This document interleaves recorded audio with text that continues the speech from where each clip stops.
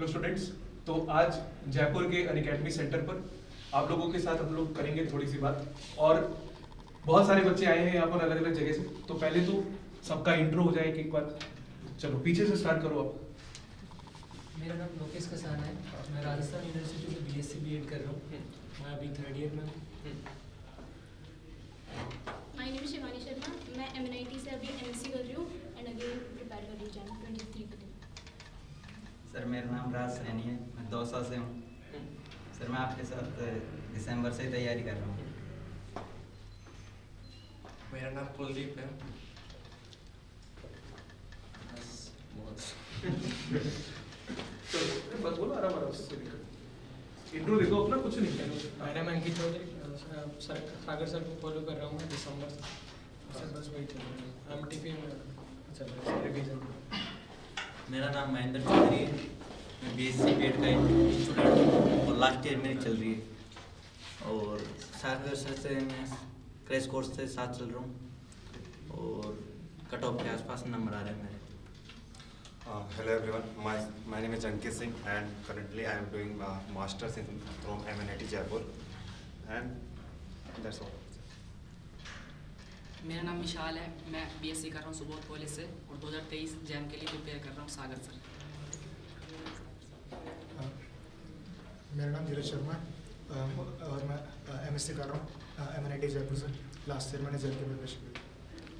हाय, मेरा नाम दक्ष है। मैं हंसराज कॉलेज से बीएससी कर रहा हूँ फाइनल ईयर में और मैं सितंबर से सर के साथ प्रिपरेशन कर रहा हूँ 2023 जैम की। Hi, I'm Yasir. I recently completed my graduation from Rajasthan University and currently preparing for JAM from December 22.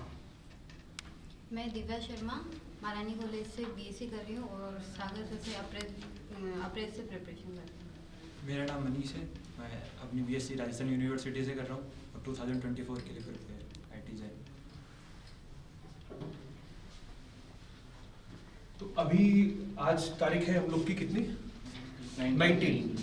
ठीक है, तो अभी आपका आईटी जैम का पेपर जो है 12 फरवरी को लेस देन अ मंथ है। तो इस समय बहुत सारे दिमाग में परेशानियां दिक्कतें चलती रहती हैं सबके। तो एक एक करके आप लोग ये बताइए कि इस समय जो मेजर इश्यूज आप लोग फेस कर रहे हैं वो क्या है। तो उन पर पहले हम लोग डिस्कस कर लेते हैं, उसके बाद फिर हम लोग देखेंगे कि और किन किन बातों पे ध्यान देना है और कौन सी बातें सबसे जरूरी हैं। क्योंकि अब लास्ट के 1 महीने में हमें रिवीजन तो करना ही है, अपना मेंटल कंपोजर मेंटेन करना सबसे ज्यादा जरूरी है। तो एक एक करके चलो आप लोग बोलो धीरे धीरे से कि क्या क्या परेशानियां हैं, क्या दिक्कतें हैं। पेपर्स में जब अटेम्प्ट करते हैं तो अभी तक सिली मिस्टेक्स हो जाती है बहुत सारे पेपर में। मतलब चाहे कितना भी चेक कर ले, प्रिपेयर कर ले, थोड़ा थोड़ा ऐसा होता है कि कभी फॉल्स नहीं पड़ा, कभी माइनस की गलती हो गई, कभी कैलकुलेशन में गलती हो गई, तो उससे मार्क्स बहुत ज़्यादा ड्रॉप हो जाते हैं। मतलब एक तो नंबर तो जाते ही, ऊपर से नेगेटिव मार्किंग और आ जाती है। तो पेपर में एक तो कंपोजर मेंटेन करना और इस टाइम पर किस तरह से हम प्रैक्टिस करें कि एक तो ओवरलोड भी नहीं हो ज़्यादा और थोड़ा सिली मिस्टेक्स को हम कम करें, बिकॉज वो बार बार मार्क्स बहुत नीचे खींच लेती है। ठीक है, देखिए जो सिली मिस्टेक्स वाली पॉइंट इन्होंने बोली कि जितना दिक्कत है ये सिली मिस्टेक वाला ना पॉइंट रहेगा ही। चाहे कोई बच्चा जितना भी अच्छा पढ़ के जाए, थोड़ा बहुत मार्जिन ऑफ एरर रहता ही रहता है कि भाई आपने बेसिक क्वेश्चन, जरूरी नहीं है कि आप पूरा करके परफेक्ट चले, ऐसा तो बहुत रेयरली कोई बच्चा कर पाता हो। मैटर ये करता है कि अगर आप सिली मिस्टेक कर रहे हैं, कंसिस्टेंटली एक ही कॉन्सेप्ट पे कर रहे हैं, तो उस पर प्रैक्टिस करिए। ठीक है, फॉर एग्जाम्पल है कि आप टेलर सीरीज का प्रॉब्लम कर रहे हैं, अब आपसे नहीं हो रहा है, बार बार आप एक ही गलती कर रहे हैं, डेफिनेट इंटीग्रेशन बार बार गलत कर रहे हैं, तो वो आदत में आ जाता है। तो अगर गलती है कॉन्सेप्ट की, उसको सही करिए। अगर सिली मिस्टेक हो रही है तो हमेशा याद रखिए पेपर में 2-3 नंबर का मार्जिन रहेगा। बहुत ज्यादा अगर हो रहा है तो परेशानी की बात है। तो फिर किन एरियाज में हो रहा है उनमें मेहनत करो। ठीक है, तो ये मत सोचो कि बिल्कुल 100% मिल जाएगा, थोड़ा बहुत गलती हो जाती है, कोई दिक्कत नहीं। दीपिका रिवीजन कैसे करना चाहिए और एक एमटीपी को लगभग कितना टाइम देना चाहिए? अच्छा, तो जितने मॉक टेस्ट आप लोगों ने अभी तक लगाए हैं, तो बेसिकली मॉक टेस्ट के लिए आप लोग एक काम अभी कर सकते हैं कि आप लोगों ने हर एमटीपी लगाया होगा, उसमें जो इंपॉर्टेंट क्वेश्चन है उनको निकाल लिया होगा। अगर हम लोग 12 ही टेस्ट अभी तक के कर ले, 13 हो गए वैसे तो 12-13 टेस्ट में आपका मोर देन 600 प्रॉब्लम हो गया। अब ये प्रैक्टिकली इस समय पॉसिबल नहीं है कि आप 600 प्रॉब्लम्स को रिवाइज करेंगे, इंक्लूडिंग जो प्रॉब्लम बुक आप पहले से बना के आए हैं साल भर। तो मेरा रिकमेंडेशन यही रहेगा कि जो टॉपिक वाइज आपको लगता हो कि ये मेरे लिए इंपॉर्टेंट प्रॉब्लम है, हो सकता है कि इनको जो चीज डिफिकल्ट लगती हो अगले को आसान लगती हो सकता है कॉन्ट्रैक्टिव सीक्वेंस उनको आसान लगता हो, आपको बहुत डिफिकल्ट लगता है। तो हर पेपर में से जरूरी नहीं कि पूरे 60, जो आपको लगता है कि मेरे लिए थोड़ा सा परेशानी का पॉइंट है, उसको निकाल करके वही सिलेक्टेड प्रॉब्लम्स को अपने टॉपिक वाइज जो आप लोगों ने बनाया कि लीनियर के मेरे पास इतने प्रॉब्लम हैं, ग्रुप के इतने, उसमें ऐड करते रहिए। जैसे फॉर एग्जांपल ग्रुप थ्योरी का जैसे होमोमॉर्फिज्म का एक अच्छा प्रॉब्लम रहता ही है हर मॉक टेस्ट में, तो आपको उसमें जो लगते हो कि सर ये तो रिजल्ट ही आपने करवाया, जैसे कुछ तो रिजल्ट उनको हटा दीजिए, जो आपको नया लगे उसको ऐड कर लीजिए। लाइक अभी एक पेपर में क्वेश्चन था कि C स्टार से R स्टार में आइसोमॉर्फिज्म हो सकता है या नहीं हो सकता, एक इस टाइप का प्रॉब्लम था, ठीक है। अब ये थोड़ा सा डिफरेंट प्रॉब्लम था, अब जिसको थोड़ा आइडिया क्लिक कर जाए आइसोमॉर्फिज्म का नहीं होगा नहीं, तो आइडिया जो है अगर आपको आता है तो छोड़ दीजिए, नहीं आता है तो उसको रिवीजन में अपने रखिए। और सेमेस्टर के एग्जाम चल रहे हैं, हाँ। हमने आपकी क्लासेस तो देख ली पर असाइनमेंट दिए वो नहीं कर पाए। अच्छा सर ऐसा लग रहा है काफी पीछे रह गए काफी बच्चे। अच्छा देखो 2024 वाले जितने बच्चे हैं जो बाद में भी सेशन देखेंगे, 2024 के लिए बहुत समय है आपके पास, एक साल है, आज से जनवरी से लेकर एक साल से भी ज्यादा एग्जाम चलेंगे ही, सेकेंड सेमेस्टर के भाई आएंगे ही, सेमेस्टर का एग्जाम उसको कोई अवॉइड नहीं कर सकता। तो जब भी साल शुरू होता है तो मेरी सबसे पहले यही रिक्वेस्ट होती है कि जो आपके एग्जाम होने वाले हैं उनको बहुत अच्छे से रेगुलरली पढ़ते रहिए बीएससी के, छोड़िए मत, मतलब कि रेगुलर 1 घंटा पौन घंटा भी निकालोगे तो बीएससी की तैयारी हो जाती है। अभी एग्जाम तक पेशेंटली वेट करो, इसके बाद जो समय मिलेगा तो 1 हफ्ता लग करके कर लोगे, असाइनमेंट कवर हो जाएंगे। लेकिन आगे से हम क्योंकि पढ़ाई अपने शुरू कर दी एग्जाम के लिए, आगे ध्यान रखिए कि 1 घंटा 1.5 घंटा रोज निकालिए, उसके अलावा जितना टाइम है फिर वो आप एग्जाम के लिए पढ़िए। अगर उसमें आप नहीं पढ़ रहे हैं रोज तो फिर क्या होता है, वो आप बिल्कुल तैयारी नहीं करते हो, आ जाता है सेमेस्टर का एग्जाम, फिर आप एकदम IIT एग्जाम को टाटा बाय बाय करके बीएससी में लग जाते हैं और बीएससी में लगते हैं, फिर पूरा ब्रेक हो जाएगा। इसका ध्यान रखना, ठीक है। हाँ, और अगर आप हफ्ता 10 दिन मल्टीपल इंटीग्रेशन का प्रॉब्लम नहीं लगाएंगे भूल जाएंगे। अगर आपने मान लो कि ये रॉन्स्कियन की प्रॉपर्टीज या एबल थ्योरम ना रिवाइज करी ना लगाई, 15 दिन बाद फिर टेलर थ्योरम, फिर इन टॉपिक्स को रिवीजन चाहिए। तो अभी आपके पास जैसे जितना समय है, फॉर एग्जाम्पल आज देखिए 19 तारीख है, अब 19 से लेकर के 31 तक का, और मेरी उम्मीद आप लोग अच्छे से रिवीजन कर रहे हैं, करते आ रहे हैं, तो मेरी तरफ से रिकमेंडेशन यही कि जो पैरेलल 1 घंटा 1.5 घंटा निकालते हो उसी को निकालते रहो, छोटे छोटे पीसेस में ये टॉपिक रिवाइज होते रहेंगे, कोई दिक्कत नहीं। जो बच्चे छोटे बड़े जो बड़े टॉपिक्स हैं उनके लिए आप 2 दिन 3 दिन निकाल के कर रहे होंगे, पहले आपने हफ्ता भर दिया होगा, फिर आपने 4 दिन दिया होगा, फिर अब 2-2 दिन होगा। कोशिश ये करो कि जनवरी में ही सब खत्म हो जाए, जनवरी के बाद कुछ ना रहे। आप ये मानिए नहीं कि फरवरी में मेरे पास दिन है, क्योंकि फरवरी के आखिरी के 3 दिन में तो आपको कोई पढ़ाई नहीं करनी। अब आज हम लोग बात कर रहे हैं तो आपको शायद आज थोड़ा रिलैक्स लग रहा होगा कि चलो आज बात हो रही है तो अब जाएंगे पेपर के लिए, होता टेंशन नहीं।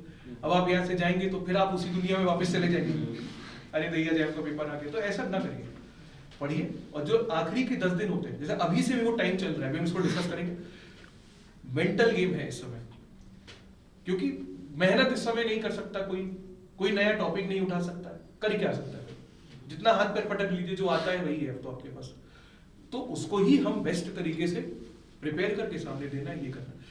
फरवरी में आखिरी के 3 दिन जैसे हमने कहा कुछ करना नहीं। अब 1 हफ्ता है, फरवरी 1 से लेकर के 8 तक, मान ले लगभग हफ्ते भर का समय, तो उस हफ्ते भर में हम क्या करेंगे?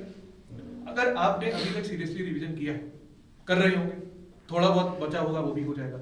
हर सब्जेक्ट में से इंपॉर्टेंट जो आपको लगे, बिल्कुल अल्ट्रा इंपॉर्टेंट नहीं, आप लोग मीम्स शेयर करते हैं अल्ट्रा मैक्स प्रो इंपॉर्टेंट जो है, तो उसको निकालते रहिए हर सब्जेक्ट में से कि बिल्कुल डेड एंड में मेरा क्या दिमाग से उतर जाता है।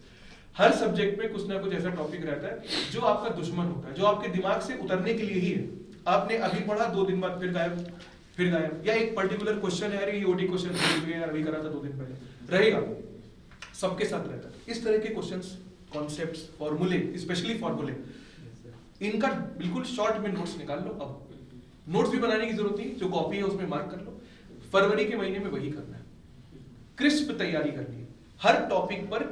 जैसे आपने अभी फॉर एग्जांपल इस महीने जैसे डीसी पे आप लोगों ने कितना प्रैक्टिस करा होगा, कितने प्रॉब्लम लगाए डीसी पे इस मंथ में, रफली पूछ रहे हैं, जैसे एक टॉपिक पर आप लोगों ने कितना प्रैक्टिस दिया बताओ? 30-40 मैक्सिमम, 30-40,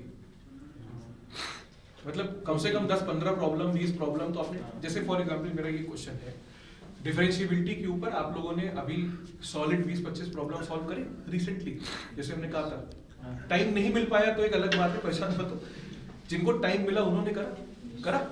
हाँ, इस पे focus, linear transformation 20 problem 25 problem एक सिटिंग में बैठ के लगाई। हमने पिछले मंथ की शुरुआत लास्ट में यही बात बताई थी कर लिया होगा 25, अब तो नहीं कर पाओगे ना, अब गया, अब समय नहीं है कि अब आप सोचिए लीनियर ट्रांसफॉर्मेशन में 25-30 प्रॉब्लम नहीं, 25-30 में से जो 6-7 बहुत बढ़िया, कॉम्पोजिशन का एक प्रॉब्लम, आइगन वैल्यू के 2-3, ट्रांसफॉर्मेशन का, एसओएलई आता है तो अब रहने दीजिए उसको कॉन्सेप्ट, ऐसे आपने निकाला तो पूरी लीनियर अलजेब्रा का जो जिस्ट है 45-40 प्रॉब्लम्स में खत्म।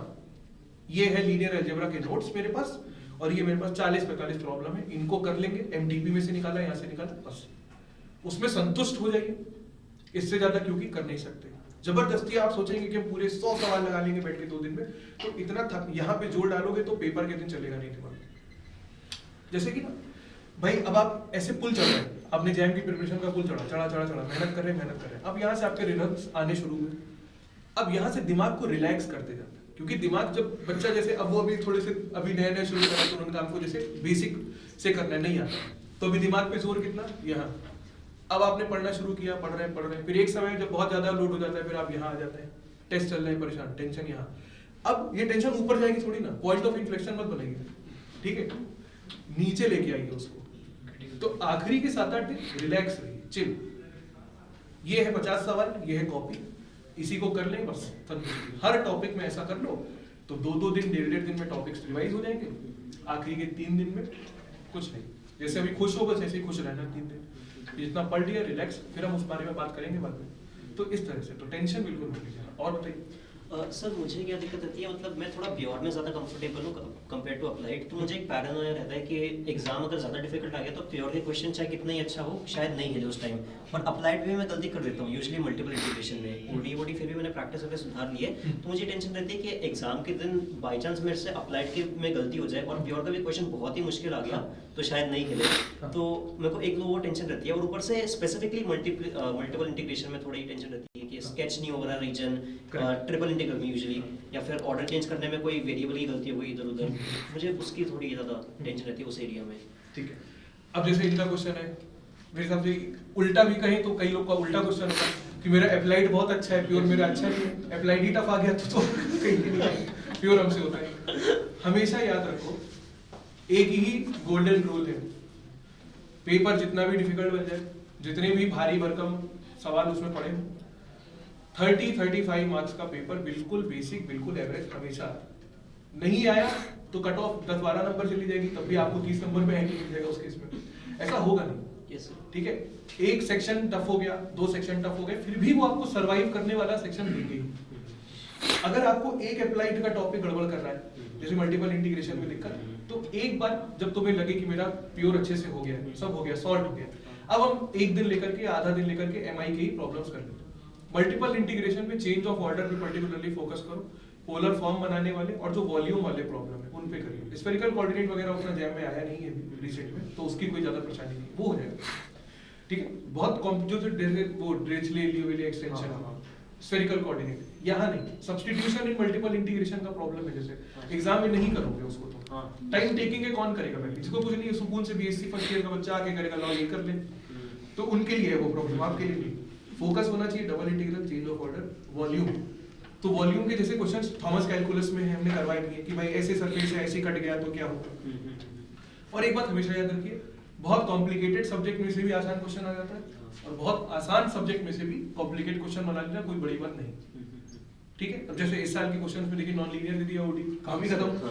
तो मल्टीपल इंटीग्रेशन में भी ऐसा कॉम्प्लिकेट, अब जैसे एक क्वेश्चन आपको हमने दिया था थोड़ी दिन पहले, मैक्सिमम पूछा था फ्रैक्शनल पार्ट का, इस टाइप का क्वेश्चन, या फ्रैक्शनली कुछ क्वेश्चन कराया था किसी टेस्ट में, ऐसा सवाल आ गया एग्जाम में।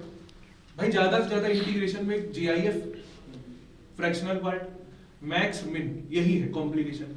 तो एक फ्रैक्शनल पार्ट पूछ चुका है 2 बार, आपको हमने किसका करा था, फ्रैक्शनल का, नहीं जीआईएफ का पूछ चुका है, फ्रैक्शनल का करवाया था। तो फ्रैक्शनल पार्ट में बस यही है, जो डोमेन बनाओ जहां से साइन चेंज हो रहा है उस हिसाब से फ्रैक्शनल को ब्रेक कर लीजिए। लेकिन शुरू में जाकर के कौन इसमें टाइम वेस्ट करे, इतना दिमाग कौन लगाए। तो अगर इसको भी एक्सपेक्ट करके चलिए कि कॉम्प्लिकेटेड क्वेश्चन आसान से भी आ गया तो क्या हो गया, आया है 5 नंबर का आया है तो 6 नंबर का करने वाला आया होगा, हम उस पर फोकस करें, क्यों दिमाग खराब करें। दूसरी एक चीज होती है, देखो बहुत जैसे एक एक्सपेक्टेशन स्टूडेंट्स बिल्ड करते हैं प्रीवियस ईयर से, कहां से करेंगे भाई, रिसोर्स ही वही, आप एक उम्मीद बनाते हो कि चलो ऐसा ऐसा होना चाहिए। 2020 तक पेपर बैलेंस काफी रहता था, यहाँ से इतना आएगा वहां से, एक सेट पैटर्न 21 से चेंज हो गए, अब कोई पैटर्न ही नहीं है, पेपर में कुछ भी आ रहा है। तो आप एक एक्सपेक्टेशन रखते हैं और पेपर के दिन वो एक्सपेक्टेशन मैच नहीं हुई, तब आप सोच रहे लीनियर अलजेब्रा 15 नंबर का आएगा, लीनियर अलजेब्रा आया ही नहीं पेपर में, आपने 5 घंटे 5 दिन पढ़ा, 50 दिन पढ़ा, नहीं आया, तो क्या किसको दोष देंगे आप जाकर के? तो एक्सपेक्टेशन मैच कर जाए बहुत बढ़िया, नहीं कर जाए तो इतना कूल माइंड रहिए कि अच्छा ये पेपर है, अब इसमें ये आया है और मेरे को कितना करना है कि मेरा काम है, ये होना चाहिए, घबराना नहीं है। एक स्टूडेंट थे इस बार, अभी आईआईटी मद्रास में है वो, ठीक है, बहुत अच्छे नंबर उनके आ रहे थे, तो उन्होंने वो बता रहे कि पेपर के दिन मेरे बहुत प्रेशर फील करने लगे, परेशानी हो गई, तो पेपर की तबीयत खराब हो गई। ऐसा हर साल 1-2 बच्चे बताते हैं कि मेरे पेपर के टाइम चक्कर आ गया, ये हो गया। तो इतना ज्यादा लोड मत लीजिए, इसीलिए आप लोग को एक रिकमेंडेशन करते हैं कि ट्रैवलिंग 1 दिन पहले ही करनी है। अब आप ठंड है, जैसे मान लीजिए अब आप सुबह सुबह चले आ रहे, पता चला ठंड लग गई सर में, तो सर चलेगा नहीं, साल भर बर्बाद हो जाएगा।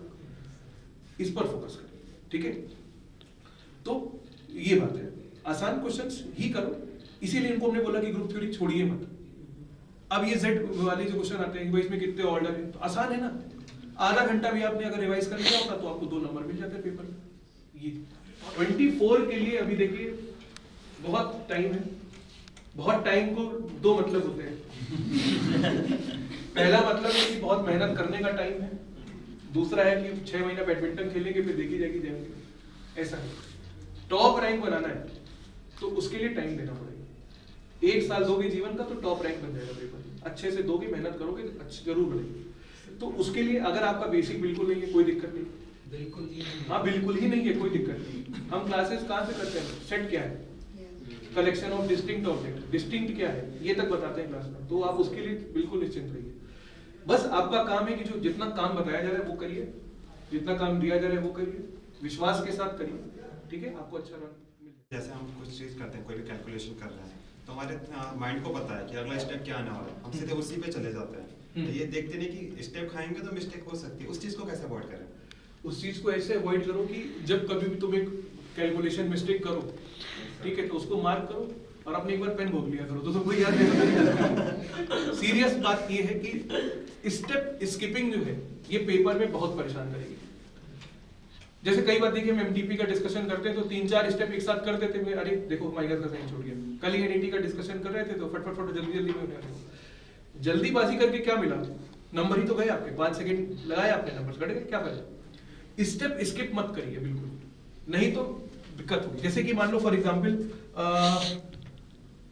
अब आप कुछ कैलकुलेशन कर रहे हैं, अब आप जैसे डेफिनेट इंटीग्रेशन का ही है, आपने दे रखा है -1 से 1 में और अंदर कुछ फंक्शन दिया है।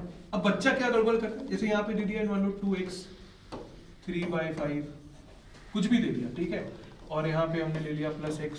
अब आप इसका इंटीग्रेशन, बच्चे इतने जीनियस हो जाते हैं कि वो इसका डायरेक्ट इंटीग्रेशन कर देते हैं, यहीं पे कर देंगे इंटीग्रेशन, आंसर लिख देंगे, गलत हो जाएगा क्योंकि आपको ये दिखता है -1 से 1 में ऐसे रख देंगे, इंटीग्रेट कर देंगे वगैरह वगैरह। तो इतना बड़ा क्या, हम तो पेपर में आपको कहेंगे आप इसमें भी मिस मत करो। अगर आपको जैसे एक ये गलती होती है, ठीक है, कि अब इस तरह के फंक्शन है, बच्चे सोचते हैं कि अरे तो आसान सा इंटीग्रेशन है, यहाँ पे x की पावर 4/4 हो जाएगा, मल्टीप्लाई हो जाएगा। तो जो ये आप यहाँ कर रहे हैं ना, जो मेंटल कैलकुलेशन कर रहे हैं, मेंटल कैलकुलेशन जो है आप कर लेते हैं तो आपको अच्छा फीलिंग होता है कि हम तो बड़े इंटेलिजेंट इंसान है, देखो बाकी लोग पेन चला रहे हैं, मेरे दिमागी से हो गया, ठीक। ये कॉन्फिडेंस जो है ये पेपर के दिन गड़बड़ कर देगा मामला, क्योंकि पेपर के दिन क्या होगा, आप ये मेंटली कर रहे हैं बैठ करके, पेपर में तो भाई डिसाइडिंग फैक्टर है ना कि आंसर 2 आया कि -2 आया। पेपर में आपने आंसर निकाल दिया -2 आया 2 है, बेकार हो गया मेंटल कैलकुलेशन तुम्हारा। और ये होता है, एक ये बड़ी कॉमन गलती होती है। दूसरी गलती आपको कई बार हमने बताई कि आप कुछ सॉल्व कर रहे हैं, डबल इंटीग्रेशन, ट्रिपल इंटीग्रेशन, अंदर कुछ कांस्टेंट है 3e⁵, आप इसको बाहर ले आए 3e⁵, अगले स्टेप में निकाल लाए, पन्ना पलटा 3e⁵ ही गायब हो गया, कैलकुलेशन चल रही है।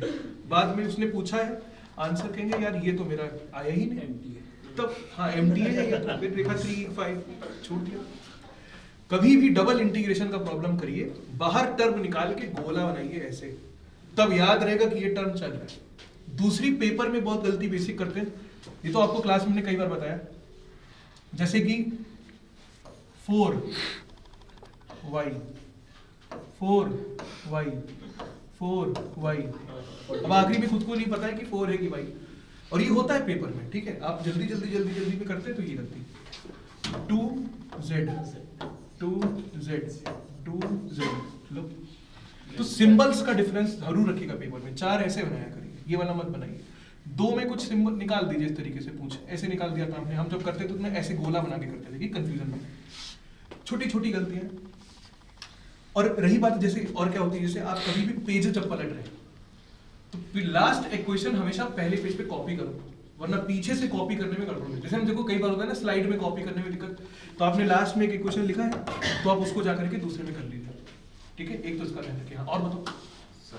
सेकंड क्वेश्चन ये होता है कॉमन की हम जैसे आपके नोट्स बना रखे हैं, जैसे ग्रुप थ्योरी का है, ग्रुप थ्योरी आपने कराया, परम्यूटेशन का कोई टॉपिक कराया, उसके पीछे आपने कम से कम 25 या 30 क्वेश्चन करा रखे हैं और हमने नोट कर रखे हैं। फिर हम क्या करते हैं, जैसे रिवीजन के लिए जाते हैं, देख ले कि ये डेफिनेशन है इसलिए रखे, फिर हम प्रॉब्लम लगाने चले गए।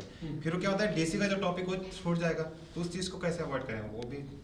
अच्छा, मतलब तुम एक टॉपिक मेरे टाइम ऐसी प्रॉब्लम आई नहीं, तो पहले एक बार टॉपिक कंप्लीशन कर लो। टॉपिक कंप्लीट देखो इस समय आप उस एज में है, उस एक्सपीरियंस में है मैक्सिमम लोग, ठीक है। जो 24 वाले हैं उनकी बात नहीं कर रहे, लेकिन अब आपको ये पता है कि मेरे पास अगर कोई सब्जेक्ट है, आपके पास डिफरेंशियल कैलकुलस का टॉपिक है, तो इसमें क्वेश्चन कहाँ से आता है, क्या है, लिमिट है एक टॉपिक, फिर एक टॉपिक है कंटिन्यूटी का, फिर एक टॉपिक है डिफरेंशिएबिलिटी। अब यहाँ से क्वेश्चंस कैसे आएंगे, यहाँ से क्वेश्चन कॉन्सेप्चुअल भी आ सकता है, फॉर्मल डेफिनेशन भी आ सकता है, एप्लीकेशन बेस्ड भी आ सकता है, तीनों ही आते हैं। फिर इसके बाद मीन वैल्यू थ्योरम हो गया, फिर आपके पास हो गया मैक्सिमा मिनिमा का क्वेश्चन, फिर आपके पास एक हो गया इंक्रीजिंग डिक्रीजिंग का प्रॉब्लम, फिर एक कॉन्केविटी वाले जो अलग क्वेश्चंस होते हैं, f डबल डैश दे दिया है, ग्रेटर देन 0 है, फंक्शन का इंटरवल ये वो। तुम्हें ये पता होना चाहिए कि डीसी के टॉपिक्स क्या है और हर टॉपिक पे सफिशिएंट प्रैक्टिस है कि नहीं। अगर टुकड़ों में बात कर रहे हैं करने की, तो ऐसे भी करिए कि अगर आप पार्ट वाइज डीसी कर रहे हैं तो आज आप इनका देख लीजिए कि पर्टिकुलरली इनके ऊपर हमने रिवीजन कर लिया, प्रॉब्लम्स कर दिए, पर्टिकुलरली हमने एमवीटी और मैक्सिमम मिनिमा का टारगेट बनाया, जाकर के प्रॉब्लम कर दी। ऐसे बाई 3-4 पार्ट में तोड़ के भी कर सकते हो। ऐसे करोगे तो तुम किसी के साथ उसको कंबाइन कर सकते हो। जैसे तुमने आज एसओएलई और वेक्टर स्पेस ले लिया, क्वेश्चंस मेरे पास सारे सॉर्टेड हैं, जैसा लिमिट पे ही 50 क्वेश्चन कर रहे हैं, कंटिन्यूटी पे 25 क्वेश्चन करे, डिफरेंशिएबिलिटी से खत्म हो गया, 75 क्वेश्चन हो गए डीसी। ये करते कि नहीं करते? आप इसको बहुत मेहनत से करेंगे, इसको बहुत मेहनत से करेंगे, यहाँ करेंगे 10 क्वेश्चन देंगे, अरे बस बोर हो गए। यहाँ कभी आपका नजर ही नहीं जाती है, वो आपकी राह तकते रहते हैं, पेपर में आते हैं सीधे, फिर आपको लगता है बहुत क्वेश्चन। ठीक है, हर टॉपिक सब टॉपिक पर सफिशिएंट प्रैक्टिस इस समय कर लीजिए, रिवीजन कर लीजिए, तो ये दिक्कत नहीं क्रिएट होगी पेपर में, नहीं तो फिर वही छूट जाएगा तुम्हारा। पूरा सारे टॉपिक्स पढ़ लिए, प्रॉब्लम्स भी सॉल्व कर लिए, लेकिन इस टाइम पे दिमाग को तो रहता है ना कि टाइम है और प्रैक्टिस करो, टाइम है और प्रैक्टिस करो। तो वो जो टेंशन रहती है हमेशा कि भाई करते रहो, पढ़ते रहो, करते रहो, करते रहो, उसको मतलब सुननी चाहिए उसकी बात, या फिर should be just like take some time and relax and just मतलब थोड़ा चिल लेकर चलिए इस टाइम पर, वो बैलेंस नहीं बैठता है। या तो बहुत ही ज्यादा पढ़ रहे हैं फिर बिल्कुल ही ठीक है। बहुत अच्छा क्वेश्चन पूछा। इस समय चिल रहे हैं कि मतलब वो रहे कि मतलब क्वेश्चन डिपेंड्स। जो बच्चे साल भर पढ़ चुके हैं, जिनकी मेहनत अच्छी है, जिन लोगों ने पढ़ लिया, मतलब जिनके पास मटेरियल है, जिनके पास कंटेंट है कि मेरा इतने में काम बन जाए, वो लोग उस पर ही फोकस करें। आपका दिमाग हमेशा बताएगा वो वाला प्रॉब्लम वहां देखो जाकर छूटा हुआ है, नहीं किया तुमने। रात में तुम चाहे आज तुमने 50 प्रॉब्लम भी किए, उस पेपर में क्वेश्चन था, यूट्यूब पे देखा था, टाइम में से अरे भाई 50 किया, उसमें तो देखिए पहले उसमें क्या नहीं आया आपसे। ये प्रॉब्लम बहुत बड़ी। ये इम्पल्स इस समय दिमाग में जनरेट होता है कि वो कर ले, ये कर ले, कब तक क्या अंत है इसका बताओ? कोई अंत है इसका? हम साल भर एमटीपी ले सकते हैं, इसमें कोई कमी नहीं है पास। एक जगह तो हमें रुकना पड़ेगा ना कि नहीं, इसके बाद नहीं करना, क्योंकि मोर और लेस आपको क्वेश्चंस कहीं भी कुछ भी मिल रहा है, main logic, main concept, main हर चीज क्रक्स जो है वो वही है। घूम फिर के कुछ नया क्वेश्चन, घूम फिर के कुछ नया क्वेश्चन। तो एक जगह पहले तो फुल स्टॉप लगाओ कि अगर आपने मेहनत करी है तो वो बहुत है। इस समय दिमाग यही कहेगा आपसे, ये भी कर लो, वो भी कर लो। आपको इस इंपल्स को कंट्रोल करना है, फेथ के साथ रिवीजन करना। फेथ बड़ी जरूरी चीज। फेथ ही नहीं है कि हमने पढ़ लिया, जैसे हमने भाई 2016 में बता रहे तुमको लिटरली शॉम सीरीज करी थी लीनियर अलजेब्रा में, जीटी तो हमने करी नहीं थी। डिफरेंशियल कैलकुलस के लिए हमने पढ़ी थी वो एपोस्टोल और माइकल स्पिवक। ये सब जैम के लिए थोड़ी ना करा जाता है, तो ये सब करके हमने वो एग्जाम दिया। मेरा फेथ था कि इतने में से हो जाएगा, ले ली उसमें से जो क्वेश्चंस थे पता था। एक बात यहाँ पे बहुत अच्छी आती है कि अननेसेसरली हाई एक्सपेक्टेशंस पेपर में, जो अभी बोला, पॉजिटिव एक्सपेक्टेशंस रखो, अननेसेसरली हाई मत रखो। लीनियर में से 15 नंबर का देंगे गुवाहाटी वाले, अब तुम ये बता रहे हो सुबह सुबह सेंटर पे खड़े होगे, तुमको कैसे पता है? ऐसा मत रखो। अगर कम ज्यादा भी हो रहा है तो भी आपके पास नॉलेज है, आप उसको कर लें। हाँ। तो मतलब उसको अप्रोक्सीमेशन से कर सकते हैं।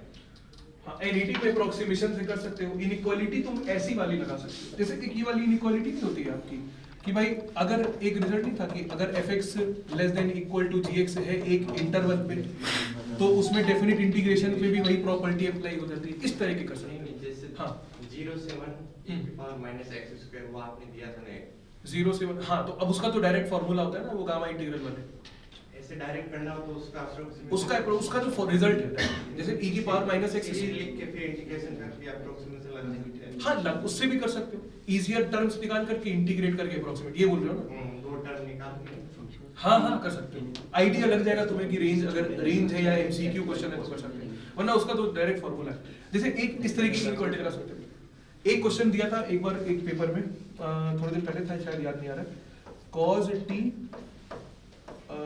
कुछ ऐसे ही था, बताना था, cos t upon t square ये कॉची सीक्वेंस बनाता है या नहीं बनाता है, एक ऐसा क्वेश्चन था। Integration cos t square Cauchy sequence है यानी, अब है तो इंटीग्रल करना है कॉची, xm माइनस xn लगेगा लेस देन एप्सिलॉन, और कोई तरीका ही नहीं कॉची कैसे, या तो आप इसको कन्वर्जेंट दिखा दीजिए, कैसे दिखाएं। अब ऐसे क्वेश्चंस पे अप्रोक्सीमेशन जैसे बोल रहे हैं उससे कर सकते हो, या तो सबसे सिंपल अप्रोक्सीमेशन cos t 1 से बाउंडेड है आगे से, तो आपने इसको लेस देन इक्वल टू 1 यहाँ पे t स्क्वायर से दिखा दिया। इस तरह का अप्रोक्सीमेशन। आपका तैयारी अगर किसी कारण से कम है, जितना है उसको बेस्ट देने की कोशिश करिए इस एग्जाम के लिए। होता है बहुत अच्छा, नहीं होता है तो फिर इसके बाद और रास्ते हैं, फिर से जैम दे सकते हो, कोई रोक नहीं रहा उसमें। अगर आपका तैयारी बढ़िया है, सब कुछ ठीक चल रहा है, तो जैसे अभी तक चलाया है उसी तरह से चल रहा है।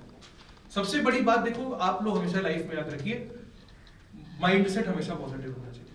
अगर माइंडसेट निगेटिव हो गया कभी किसी भी कारण से, कि आप एक पेपर दिया जैम का, हम तैयारी नहीं कर पाए, अगले को 1 साल मिल गया तैयारी करने के लिए, रैंक लिया, तो आप क्योंकि अभी कंपटीशन तैयारी कर रहे हैं तो बहुत सारे बच्चों से इंटरेक्ट करते हैं, सबकी लाइफ अलग, स्ट्रगल अलग, चैलेंज अलग, तो आप उनकी तुलना मत करिए, आप अपना रास्ता देखिए कि मेरा ट्रैक क्या है। अगर मेरा ट्रैक सही है, मेहनत करें तो जरूर सिलेक्शन। इतने मोटिवेशनल खुद ही बच्चे रहे, हम क्या मोटिवेट करें, जिन्होंने 1 साल नहीं हुआ, 2 साल नहीं हुआ, तीसरे साल IIT क्रैक किया, कैसे कर लिया वो। तो डिमोटिवेट होने की कोई जरूरत नहीं, उन बच्चों के लिए स्पेशली जो परेशान होते हैं थोड़ा। अगर कॉलेज के चक्कर में परेशान हो, कोई बात नहीं, 1 साल आराम से मेहनत करोगे, हो जाएगा। इस साल 2022 में कुछ बच्चे थे जो टॉप 100 में रैंक बनाए, ठीक है, और उन बच्चों का लास्ट उसके पहले सिलेक्शन ही नहीं था, उन्होंने रैंक बनाया। रैंक जिनका था 3000, 3500, 4000, वो बच्चे टॉप 100 ले आए। तो सबसे इससे बड़ा मोटिवेशन क्या है, वही बच्चे ही मोटिवेशन है, आपकी जैसी ही स्ट्रगल होती है। आपको हमने एक बच्चे का मैसेज भी दिखाया था थोड़े दिन पहले, अब हम सोच रहे थे ऐसे मेरे पास पुराने जितने टॉपर है सबका रोज रात में एक मोटिवेशन मैसेज दिखाया उनकी परेशानी तुम्हें दिखाई कि वो भी इसी चीज से फेस कर रहे, तो कोई नया नहीं, परेशानी है बस। खैर, पॉजिटिव माइंडसेट रखिए हमेशा। देखिए इस समय आपको चीजें रिलैक्स कर देनी है, IIT का एग्जाम देना है, इतना पढ़ लिया है उतना पढ़िए नहीं, आप इस समय बस सिंपल सी बात समझिए कि तो भाई सबसे पहली सबसे जरूरी चीज है पॉजिटिव माइंडसेट होना चाहिए, सबको चाहिए। जो बच्चा IIT में टॉप 100 बनाने वाला है वो भी परेशान होता है इस समय, जो टॉप करने वाला है वो भी परेशान, जिसका जैम नहीं होने वाला है वो भी परेशान। ठीक, पहला वाला क्यों परेशान, मेरा टॉप 100 नहीं आया तो IIT दिल्ली मिला कि नहीं। पॉजिटिव माइंडसेट रखिए, जो होगा अच्छा होगा। जिनका सिलेक्शन नहीं हो रहा कोई बात नहीं, जो इस बार कमियां थी इस साल मेहनत करेंगे उन पे होगा। लाइफ कोई रेस नहीं है कि उसका 2024 में हो गया तो मेरा भी क्यों नहीं हुआ, ठीक है। हमेशा याद रखो अपॉर्चुनिटीज लाइफ में बहुत बार आती, कभी जल्दी आती है, किसी के पास देर से आती है, आती सबके पास, ठीक है। ऐसा कोई इंसान नहीं होगा लाइफ में मेरे पास कोई अपॉर्चुनिटी नहीं आई या निकल गई। आप मेहनत करिए, मिलती जरूर है, ठीक है। अभी नहीं है तो फिर अगले साल, क्योंकि आप ये हमेशा याद रखो, ऐसे बच्चे हमेशा रहते हैं, इस साल नहीं कर पाए अगले साल कहिए बहुत अच्छा करते हैं, कमाल करते हैं। जो बच्चे अभी नहीं कर पा रहे उनको भी मेरा यही मैसेज है, आप इस साल मत करिए, कोई बात नहीं, अगले साल कमाल आपको करना है। पॉजिटिव माइंडसेट चाहिए। दूसरी चीज यार सबसे जरूरी जो है वो इस समय है फेथ, ठीक है, एक मेरा बड़ा फेवरेट कोट है, कई बार हम कहते हैं कि फेथ कैन मूव माउंटेन्स, पर्वत हिला दे फेथ, वो चीज। फेथ किस बात पे? अपने ऊपर सबसे पहले तो, कि भाई हम इतने कैपेबल हैं कि हम अच्छे से पढ़ रहे हैं, हमने मेहनत करा है तो हम कर लेंगे, अपने पे फेथ। दूसरी चीज, आपने जितना मटेरियल पढ़ा है उस पर फेथ होना चाहिए कि ये ठीक है, इसको पढ़ने से मेरा आईआईटी में हो जाएगा, ठीक है ना। अगर आप उस पर ही विश्वास नहीं कर पाए, यार इतने में नहीं होगा, तो आप जितना पढ़ लीजिए नहीं होगा, मटेरियल का कोई अंत नहीं है। एक बात तो ये होगी, कंटेंट पे रखिए, ठीक है। तीसरी चीज, इस समय जैसा कि हम काउंटलेस टाइम्स आपको बताते हैं, ठीक है, सब टॉपिक वाइज रिवीजन, हर सब्जेक्ट के अंदर जो इंपॉर्टेंट टॉपिक्स हैं उनका सब टॉपिक वाइज रिवीजन करिए, उसमें कोई कमी नहीं होनी चाहिए कि भाई यहाँ पे ये छूट जाए, वहां पे ये छूट जाए, नहीं। फॉर्मूले बहुत इंपॉर्टेंट है, फॉर्मूले बिल्कुल नहीं छूटने। आपको सरफेस एरिया का फॉर्मूला अगर मिस हो जाए, अगर आपसे सरफेस एरिया का ही फॉर्मूला छूट जाए, तो आप क्या करिएगा पेपर में? Definite integration, Taylor series, Leibniz rule भूल गए, क्या फॉर्मूला? बहुत इंपॉर्टेंट है फॉर्मूला, ठीक है। और इसके अलावा जो सबसे बड़ी इंपॉर्टेंट चीज है, ये बिल्कुल जो अब लास्ट का टाइम चल रहा है उसके लिए बता रहे हैं, एकदम लास्ट टाइम, ठीक है। इसके बाद जो भी और कुछ क्वेरीज रहेंगी तो आप पूछ ही लेना बाद में। हाँ, इस समय आप लोगों का जो स्लीप शेड्यूल है वो बिल्कुल ठीक होना चाहिए। अगर ये गड़बड़ा गया भैया तो बहुत बर्बादी हो जाएगी, ये बात समझ लेना। इसमें कोई कमी ना रखना। आप सो रहे हैं 3-3 बजे, अब वो समय करेंगे जैम में सिलेक्शन नहीं है, चाहे जितनी मेहनत कर लो। अब हर बच्चा कम से कम कोशिश करे भाई 11 बजे सोए और 6 से 6:30 बजे उठ जाए, क्योंकि on the day of the paper आपको लगभग इसके ही करीब में उठना है, तो आप प्रैक्टिस करिए। और जो बहुत इंपॉर्टेंट चीज है इसके अलावा, वो क्या है जो बहुत इंपॉर्टेंट है, कि आपको कोशिश करनी है कि 9:30 बजे से लेकर के 12:30 बजे तक केवल पढ़ाई करिए, इसके अलावा और कोई नहीं। आज आप यहाँ आ गए, आपका समय हमने लिया, लेकिन इसके अलावा अब जितने दिन है 9:30 से 12:30 पढ़ाई होनी है। हिलना नहीं चेयर से, जैसे भी हिले नहीं ना तो जैसे ऐसे ही बैठोगे पेपर। ये नहीं कि लाओ पानी पी ले। कई बच्चे क्या करते हैं पेपर में, एमसीक्यू सेक्शन में उन्होंने 5 क्वेश्चन कर दिए, जैम हो जाएगा मेरा, टहलने जाते हैं, देख के आ रहे हैं, अच्छा ये बाथरूम बढ़िया, अच्छा वहाँ केमिस्ट्री का पेपर हो रहा है, अच्छा आ गए टहल के। और कोई एंट्री करेंगे, कोई मिलेगा वो भी उसके जैसा होगा, कहेगा हाय, कहेंगे हाय, फिर बैठ जाए। इस मस्ती में उन्होंने 10 मिनट निकाल दिए, अगले ने उस मस्ती में 4 नंबर निकाल दिए, आपसे आगे हो। करते हैं बच्चे, मत करिए, ठीक है, इसका ध्यान रखिए। तो भाई देखो, पॉजिटिव माइंडसेट रखो, बता दिया हमने क्यों जरूरी है, फेथ क्यों जरूरी है, सब टॉपिक वाइज रिवीजन क्यों जरूरी है, फॉर्मूले क्यों जरूरी है, स्लीप शेड्यूल क्यों जरूरी है, ये क्यों बहुत जरूरी है। इसके बाद एक लास्ट बात की तरफ चलते हैं।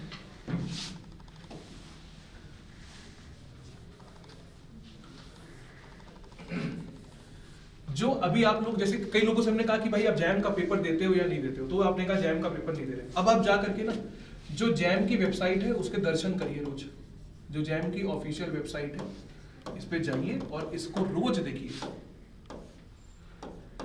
क्या देखिए जाके, शक्ल नहीं, पेपर उठाइए, उसमें जो इंटरफेस है उसके साथ कंफर्टेबल हो जाइए। नहीं तो आपको उस दिन लगेगा अरे ये क्या है, हरे नीले कलर को समझ में नहीं आएगा। तो जैम के इंटरफेस के साथ कनेक्ट करिए, इसको बैठ के रोज अच्छे से देखो, बहुत जरूरी है। दूसरी, रोज कम से कम आज से 15 मिनट निकाल करके जैम कैलकुलेटर चलाइए। नहीं चलाएंगे पेपर के दिन भड़भड़ी में सब कैलकुलेशन गलत हो जाएंगे। अब आपको अगर एक फ्रैक्शन भी सॉल्व नहीं कर पाए कैलकुलेटर में उस दिन, तो क्या ही फायदा, फिर आपने क्या किया सामने। बच्चे ऐसे होते हैं, पढ़ के बहुत आते हैं, अरे कर लेंगे कैलकुलेटर क्या, जबकि आपको पता है कि गेट का कैलकुलेटर बहुत अलग तरह से चलता है, नॉर्मल कैलकुलेटर की तरह नहीं चलता। जैम का कैलकुलेटर बहुत जरूरी, ठीक है। इन 2 चीजों पे एक्स्ट्रा से फोकस करिए। तो बस यही है। और हमेशा याद रखिए, एक बात फिर से बता रहे हैं, पेपर जितना भी डिफिकल्ट है, आपको क्या पता है कि 30 to 35 मार्क्स तो आसान है, ये तो इजी है। फर्क और कट ऑफ बच्चों में इसी पे डिपेंड करता है कि वो ये टैकल कैसे कर ले। नहीं कर पाए, कट ऑफ डाउन कर लिया, कट ऑफ अप, ठीक है। एक तो ये बात हो गई। दूसरी चीज ये है, अब आप लोग करिए क्या, अगर आप मेरी बात से रिलेट करते हैं तो जा करके जैम के 15 से 22 तक के पेपर एमटीपी उठा लीजिए, डिफिकल्ट है, और उनमें अपने आप को चैलेंज दीजिए कि भाई इस पेपर में से हम निचोड़ करके 30 नंबर देखते हैं आसान निकाल पाते हैं या नहीं। ये प्रैक्टिस करिए, जैम 15 का, 16 का, 17 का, कोई उठा लीजिए, पुराना मेरा MTP, कहीं से आपको कोई मॉक टेस्ट मिल जाए, एक गेम की तरह देखिए कि आप वहां से 30-35 नंबर निचोड़ पा रहे हैं, नहीं, इतना अगर आप निकाल लेते हैं, हाँ 30 to 35 मार्क्स ही आते हैं बस। तो 30 to 35 अगर आ रहे हैं तो ये आप इजी और एवरेज से ही लेके आ रहे हो कि इसमें आप अच्छे क्वेश्चन भी कर रहे हो? इजी और एवरेज वो वाले क्वेश्चन होते हैं बस। ठीक है, तो बढ़िया, अगर आप इतना कर ले रहे हो तो जो टॉपिक्स आपके अच्छे उन पे आप MTPs के क्वेश्चन सॉल्व करिए, जो अच्छे प्रॉब्लम बुक में प्रॉब्लम्स है वो करिए। अगर आप इसमें से मान लीजिए पेपर ठीक ठाक आया और आप इसमें 6 से 7 नंबर भी ऊपर कर दिए तो आपको बढ़िया IIT मिल जाए। इस साल जैसा रहा, इस साल 35 नंबर पे रैंक था अंडर 500, पिछले साल 35 पे रहा होगा 650, 700, 800, बहुत हो गया तो 800, 900, बेसिकली सिलेक्शन हो जाएगा, आपको ये चीज समझनी है। तो 30-35 प्लस 6-7 का ये डोमेन चल रहा है। रिवीजन करो चीजों का, ठीक है, जैम के पेपर उठा के देखो, हम तो थोड़े से डिफिकल्ट पेपर डाल रहे थे रिसेंटली, आप जाके जैम के देखिए तो आपको उससे आइडिया लगेगा, ठीक है, ठीक है, ओके। इतना ध्यान रखो, तो इस समय बस जाकर के जैसा हमने सारी बातें सेशन में बताई, ज्यादा टेंशन मत लीजिए, ज्यादा पढ़ने की जरूरत नहीं है, अच्छे से करिए। और कुछ किसी की मर्जी, कुछ भी छोटी से छोटी, तो भाई कुछ क्लियर हुई बातें जिन चीजों में परेशानी है, ठीक है। सिलेक्शन लेना डिफिकल्ट नहीं है, इस समय पढ़ा है आपने, तुमसे भी कह रहे हैं सिलेक्शन लेना डिफिकल्ट नहीं है, रिवीजन करो और जो अपनी तरफ से बेस्ट है वो दो। एक्सपेक्टेशंस रखना जरूरी है, पेपर में एक्सपेक्टेशंस पूरी होना मेरे ऊपर डिपेंड नहीं करता है, मेरा काम क्या है जो मेरे हाथ में कि हम अच्छे से करके जाएं, पॉजिटिव रहे, वहां क्या होगा क्या नहीं। सर रोज प्रेशर बढ़ता जा रहा है, प्रेशर बढ़ता जा रहा है, प्रेशर लगता है ऊपर प्रेशर बढ़ता जा रहा है, प्रेशर बढ़ता जाएगा, लेकिन अगर आपको प्रेशर नहीं हो रहा तो आप अपने आप से पूछिए कि जो करना चाहिए था आज वो किया कि नहीं। आज हमने सीजन 3 तो नहीं देख लिया ये चीज आपको समझ, फिर आपको यार आज तो सीजन 3 देख लिया, प्रेशर बढ़ता जा रहा है, नहीं, काम सही कर रहे हैं दिन का तो सही है, काम में कमी नहीं होनी चाहिए। अगर आप कभी दिन का टारगेट है भाई इस हफ्ते में डिफरेंशियल कर लेना है, लीनियर कर लेना, कर लिया, सही चल, तो ऑलवेज ट्रैक योर प्रिपरेशन कि आप किस तरीके से कर रहे हैं और वो जितना करना चाहिए उतना है कि नहीं। हमने तो 27 तक का बताया था एक बार बहुत पहले कि 27-26 जनवरी तक खत्म कर लो, कितने लोग का हो जाएगा उसमें से, और टेंटेटिव हो जाएगा 26-27 तक खत्म, तो अगर हो जाएगा तो बहुत ही बढ़िया, फिर क्या ही बचा। तो नर्वस मत होइए, जैसे लास्ट ईयर बच्चे आखिरी के 3 दिन सर आपने कहा कुछ पढ़ना नहीं है तो क्या करें, हमने कहा बैठे रहो घर वालों से बात करो, कुछ भी करो, किताब को हाथ लगाओगे तो पूरे दिन में 1-1.5 घंटा बस फॉर्मूले और बहुत कम, ठीक है, बस वही बात है। प्रेशर को कम करने के लिए फरवरी में आपको बताएंगे, ठीक है। अभी भी इस सेशन की भी पूरी रिकॉर्डिंग आपको मिलेगी, उसमें देखना अच्छे से, अभी लेट हो गया थोड़ा सा, सब मिल जाएगा, ठीक है। तो सारी बातें हमने आपको बता दी अच्छे से, उम्मीद है समझ में सारी बात आ गई होगी। अच्छा करो तो फिर यहाँ पे फिर आते हैं, फिर इस बार आप लोग अच्छा रैंक निकालिए तो फिर आएंगे मिलने आप लोग से, फिर यहाँ पर उसको सेलिब्रेट करेंगे। और इस बार तो हम लोग कोशिश करेंगे भी कि अच्छे रैंकर्स हो उनको फिर हम लोग बुला के मिले, और उससे मतलब देखिए हमें उतना नहीं होता है कि मतलब इनका 19 में आ गया, इनका 20 आ गया, इनका ये हो गया। मेरे लिए जो टारगेट रहता है जनरली कि अगर आप मेहनत कर रहे हैं, पढ़ रहे हैं तो आपको हम कॉलेज दिला दें, ठीक है, बस यही मेरी हमेशा कोशिश रहती है। ये नहीं कि जो बच्चे अच्छे हैं जो आ सकते हैं वो आ जाए, जो नहीं आ सकते हैं, जो एवरेज बच्चे हैं जो अपने आप को एवरेज समझते हैं वो जब IIT चले जाते हैं, मेरी सबसे बड़ी खुशी वही। पिछले 2 साल में ऐसा होते देखा है हमने, कई सारे बच्चे, तो बिल्कुल निराश होने की जरूरत नहीं, टाइम है, अच्छे से मेहनत करोगे सब सिलेक्शन होगा, ठीक है। और चलो फिर इस सेशन को यहाँ पे कंक्लूड करते हैं हम लोग, बहुत अच्छा लगा बात करके।